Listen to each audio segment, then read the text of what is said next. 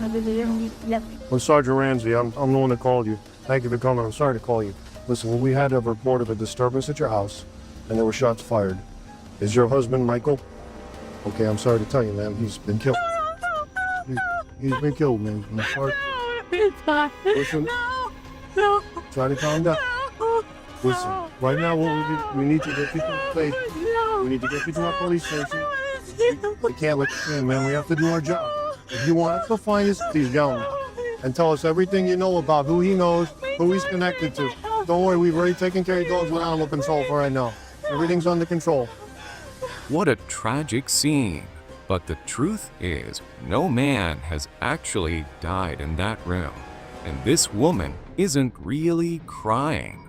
Even more interestingly, this same woman is the one who hired her husband's killer, and the police know it, though she has no idea. It was the morning of August 5th, 2009. In the city of Boynton Beach, Florida, 26-year-old Dalia DiPolito was working out at the gym when she received a call from the police. The officer on the line said there had been an incident involving her husband, Michael, and she needed to come immediately. Dalia rushed home in panic, and when she arrived, she was met with the classic scene of a crime site.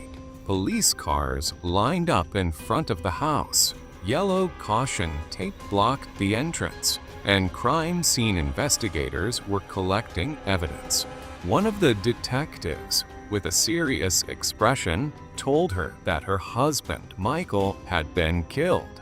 Overcome by shock, Dalia began to cry. She was a good actress, but she had no idea that the entire scene was staged. The story of Dalia DiPolito and her husband Michael had gone through 6 stormy, dramatic months before that dreadful morning arrived.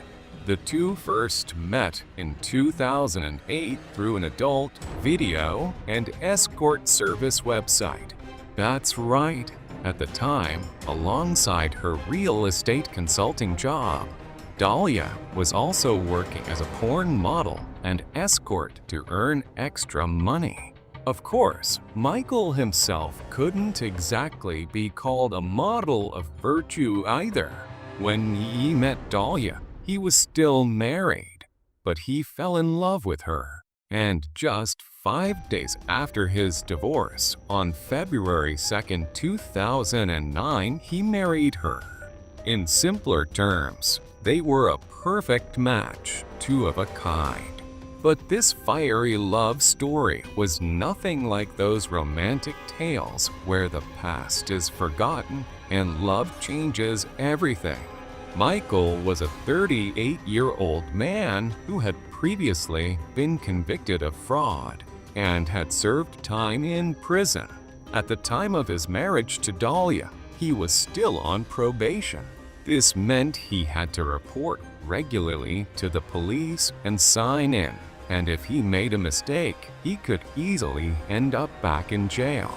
Under such circumstances, strange and suspicious events began happening from the very first months of their marriage. For example, one night after dinner with Dalia, as they left the restaurant, the police suddenly showed up. Without stopping any other car, they pulled over only Michael's vehicle. They searched it thoroughly and found a suspicious powder resembling drugs inside a cigarette pack. But after being released from prison, Michael had decided to turn over a new leaf. Later police tests revealed that the substance was not illegal and no trace of drug use was found in Michael's body, so he wasn't arrested. But this incident wasn't the first or the last. On another day, after drinking a beverage Dalia had brought him, Michael suddenly became severely ill. His sickness was so intense that he spent several days in bed.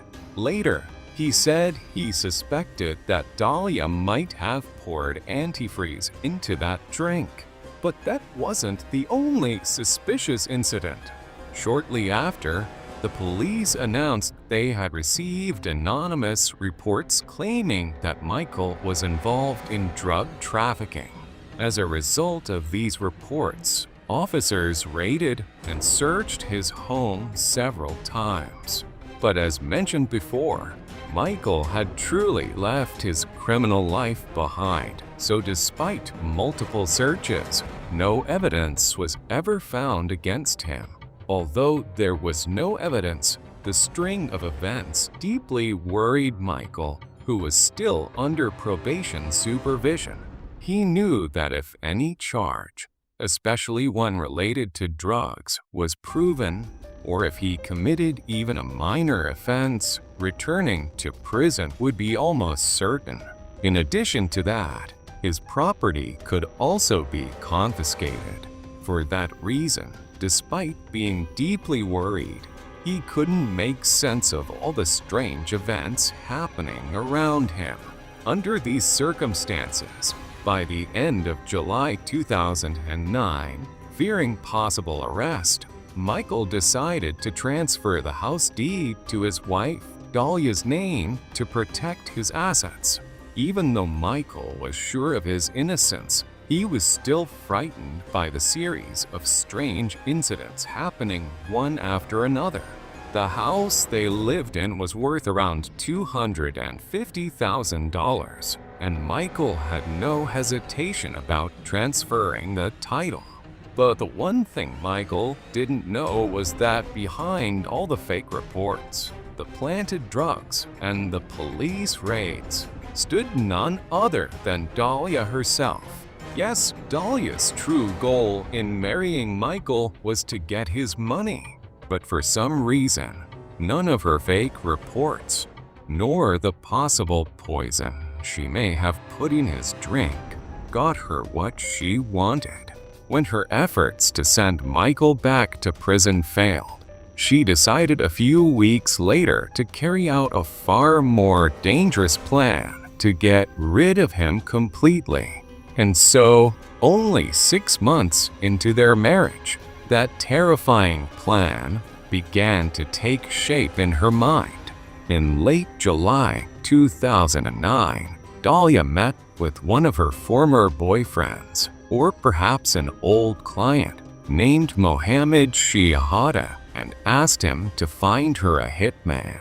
At first, Mohammed laughed, thinking Dalia was joking. But when he realized she was serious, he didn't know how to react.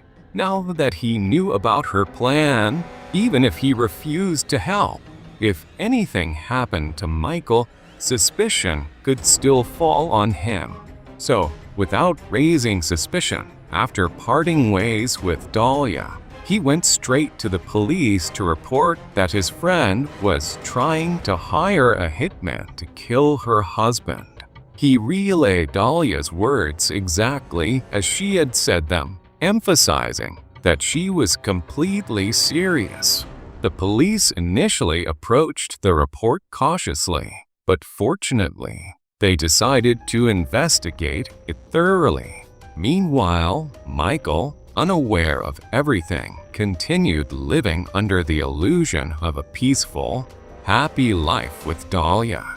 As the investigation continued, police decided to use Mohammed as an informant to catch Dalia in the act of committing the crime. They installed a hidden camera and an audio recorder inside Mohammed's car. Then Mohammed told Dalia that he had found a killer for her and arranged a meeting to introduce them. The meeting took place on July 30th, 2009 at a gas station. During that meeting, police cameras recorded every word and every detail of what happened. After your mom and all them not going like his mom is not going to with you or anything like I that. don't know. Telling somebody, come on. Nobody's gonna be able to. When Dalia met with Mohammed, She brought along photos of Michael and their house, as well as some cash for the killer to buy a gun. She had made up her mind, and she had no doubts about it. She confidently said that no one would ever suspect her. At this stage, police were certain Mohammed wasn't lying, and they moved into the second phase of their operation. The next step was to set up a face-to-face meeting between Dalia and the man she believed to be a professional hitman, and to record every second of their conversation. A seasoned Boynton Beach detective named Whitey Jean was assigned to play the role of the hired killer and meet with Dalia. On the morning of August 1st, 2009, Dalia went to the final meeting. Unaware that their entire exchange was being recorded, she got into a red car where the undercover killer was waiting for her. And that's where the rest of the story unfolds. Ugly here. I mean, I need to sound like the being, like my understanding and everything led me that, like, you know, I was gonna give you what I gave you, and then that was everything. And then after the fact, I guess you were gonna come and like find you, or you were supposed to go. But the same happened with Lenny, threw me off guard, and I told you okay. Right. I said to you, okay. So the week, I understand. I'll be getting up on Wednesday. Understand, but I gotta do my homework. You know, I gotta, know exactly where the place is and how to get out of there, how to get in and out. You know, what the neighbors want. I gotta call the cops. Report a shooting because you out a lot fast. They get to that location. There's a lot of stuff like that. But not cost a lot of money. So they gotta buy a phone to do it with and learn the phone later on. There's a lot I gotta do. Alright, but what can we do? No, I don't want it. You ain't got to do it now. As a matter of fact, you can leave with me. You can leave, my tenant at the house. If you want to do it at the house, he says he's gonna be somewhere else this week. If you want to do it somewhere else, I have to leave with me, later on. Yeah. Understand? But you let me know. Give me the blade. Give me the time. Give me the topic. But we got how do we do it? Like, at the house, like, how soon could you do it? And the time was doing it. Wednesday morning at the house. So I was looking at the newspaper there. There's been a lot of burglaries in this area. All right, it's not uncommon for someone to break into a house. Okay, it's gotta be like I break into a house. Then the door's not be home because everybody works in the daytime. Right. If he's at work, when he's not at work, then he gets to in the head. That's it. I take a couple things with me, break a couple windows, maybe look like a robbery that went bad. It's all over. I'm gone out of here right away because the police gonna be all over. For example, the police gotta be asking you questions, although they know it's gonna be obvious what it is, and they already know. You know what I mean? But they're gonna ask questions because that's how they gotta do it. Right. Okay? I don't want to just say for you. Understand? Because I don't know how well you have to. Man, I'm playing that because I don't want. No, I'm not gonna. I'm a lot tougher than. According to the recorded videos and audio, Dalia, unaware that she was speaking to a police officer, firmly discussed her decision to have her husband killed for $700. At this stage, the only thing left was to deliver the final blow. On the day of the plan, August 5th, 2009, Dalia DePolito left home around 6 a.m. to go to the gym, just as she had arranged with the supposed hitman. After she left, the police teams immediately went into action. The first step was to ensure the safety of Michael DePolito, who had no idea what was happening. Early that morning, officers went to his house and woke him up with shocking news. "Your wife is trying to have you killed by a hitman," they told him. Michael, completely shocked and unable to believe it, quickly left the house and was taken to a safe location. Then, to trick Dalia, the police staged a fake crime scene around the house. The only thing left was to break the bad news to Dalia. When the police called her, Dalia panicked, got into her car, and rushed home. Upon seeing the staged crime scene, she reacted dramatically and pretended to be devastated. The plan worked perfectly. Dalia fell right into the trap set for her. The purpose of this staged operation was not only to prove her intent, but also to show her active involvement in carrying out the crime. The police also wanted these scenes to be shown later in court. Dalia, who didn't shed a single tear but exaggeratedly threw herself around, was taken to the police station. At the station, Dalia still believed her husband had really been murdered.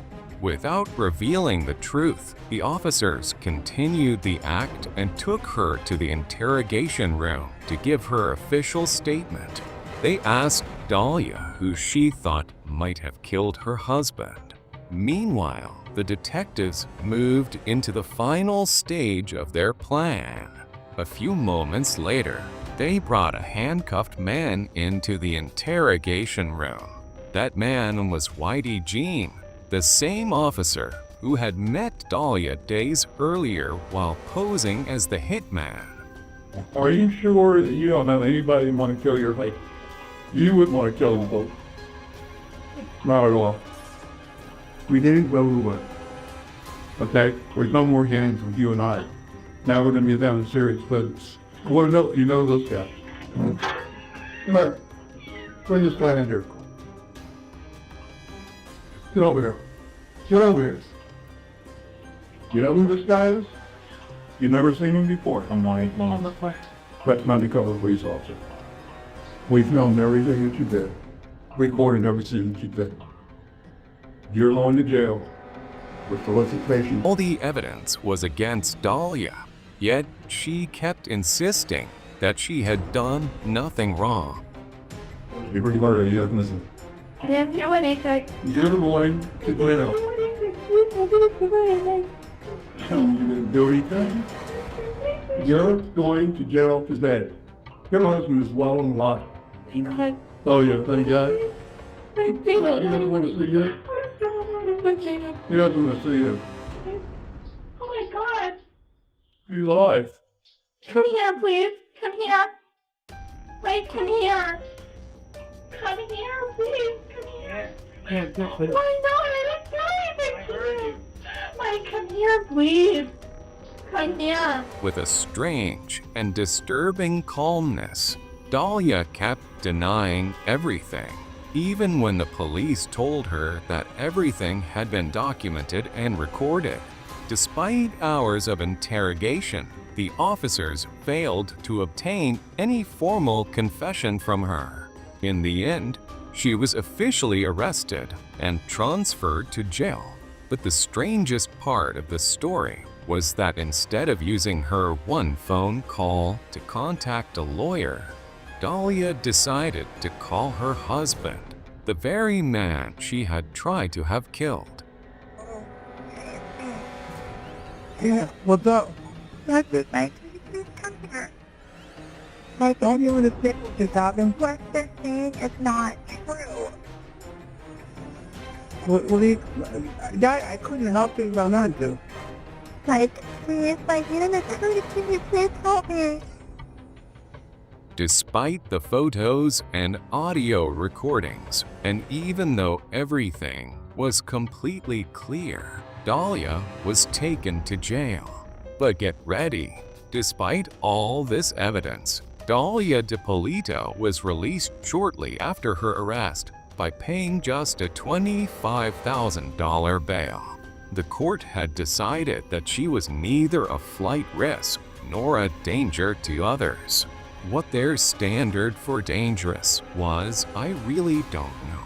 But about 2 years later, in the spring of 2011, Dalia's first court hearing took place.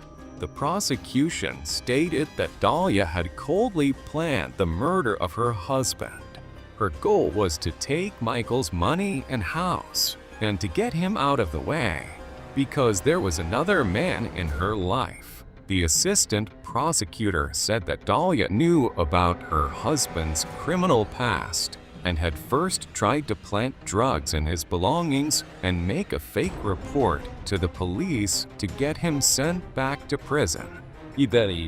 But when that plan failed, she turned to the option of murder.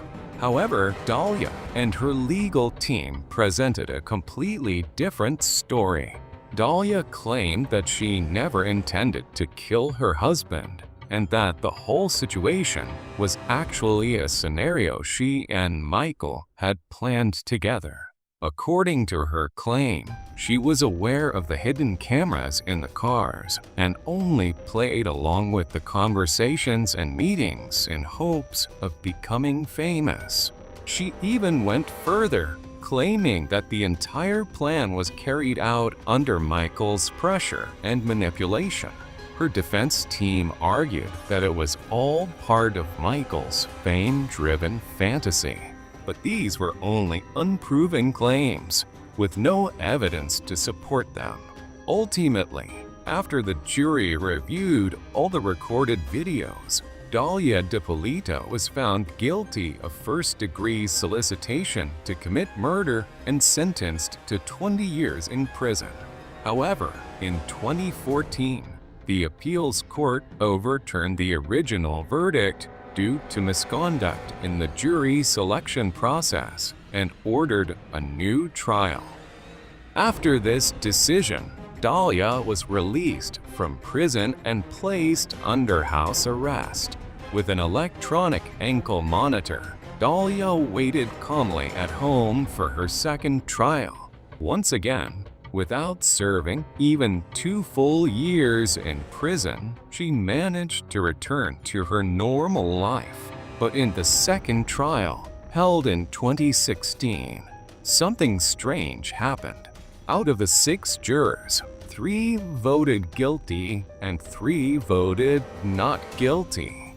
As a result, the trial ended in a deadlock, and Dalia was released. But this wasn't the end of the story. That same year, she gave birth to a child whose father remains unknown. In other words, the justice you expect doesn't always work the way it should. Fortunately, the prosecution didn't give up and brought Dalia back to court again in 2017. While the previous evidence alone was enough to prove her guilt, new testimonies and documents were added to the case. According to Michael's testimony, just a month or 2 after their marriage, Dalia had secretly withdrawn about $100,000 from his account and spent it. A new witness also stated that around the same time, Dalia had come up with another plan to send Michael back to prison. She had one of her former clients or friends pretend to be a lawyer and tell Michael that his probation period was over. According to this plan, if Michael believed him, since he was actually still on probation, he would violate the terms and be sent back to prison. But that plan failed too. Michael double-checked with his probation officer and found out he still had to report and sign in. Of course, during all this time, he hadn't suspected Dalia for even a moment. But wait, the story isn't over yet. When we said evil woman, it wasn't without reason. As new allegations surfaced, the investigation deepened, and new shocking details were added to the case. For instance, it turned out that even in the early days of her marriage, Dalia was already cheating on Michael. It was revealed that Mike Stanley, the man who later, like Mohammed, mysteriously lost his life, wasn't her ex-boyfriend at that time, but her current one. Even Dalia's sexual and erotic messages, photos, and videos sent to him were submitted as evidence. But Mike's story doesn't end there. Before getting married, Dalia had asked Mike to pretend to be a doctor and tell Michael that she was pregnant with his child. Then, Using that excuse, she took another $100,000 from Michael, who was still married, supposedly for abortion-related expenses. Seriously, what more did this woman need to do to deserve prison? This time, the jury finally gave a reasonable verdict. Dalia DiPolito, now 34 years old, was finally sentenced, though lightly, to 16 years in prison. She and her lawyers appealed the ruling in 2019, but their request was denied, and Dalia was transferred to a Florida state prison to serve her sentence until 2032. The story of a woman I hope none of you ever meet in your life has finally come to an end. A woman whose story ended with betrayal, fraud, framing attempts, and ultimately murder. But what about Michael, the man who left his wife and children to marry an escort and married her just 5 days after his divorce? And even as his life fell apart step by step, he never once doubted Dalia. Honestly, there isn't much left to say about Dalia. She alone is the embodiment of a demon in human form. But the real question might be about Michael. Was he just too naive? Or was Dalia truly that skilled that he never suspected her for a moment? Have you ever experienced something similar? Share your stories in the comments below. That's it for this week's video. Don't forget, I create everything on this channel by myself, and it's only your support through likes and comments that keeps this tough journey going. I hope you enjoyed the video to the fullest, and as always, until next time, thank you so much for being here.